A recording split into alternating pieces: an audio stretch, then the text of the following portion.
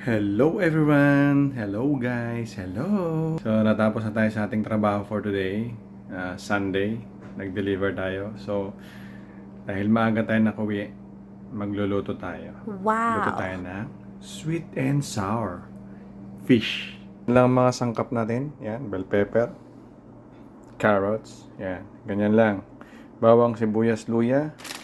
At syempre, si Mamasita. Mamasita. Baka naman. Okay guys, ang ilalagay ko dito ay ang yan, nakita niyo yan? Yan, fish fillet. Yan. So fish fillet ang ilalagay ko. Okay.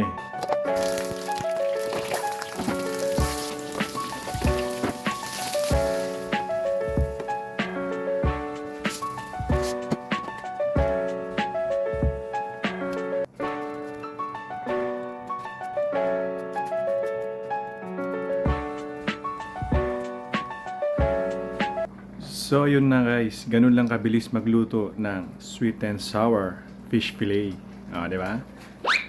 Kita nyo naman, kumukulo na. Wow! Yari na naman yung bahaw. Alright! Ano pang ginagawa mo? Kung nagustuhan mo tong video to, like, follow, and share. At lutuin mo na rin to. Madali lang. Alright! Thank you! God bless everyone!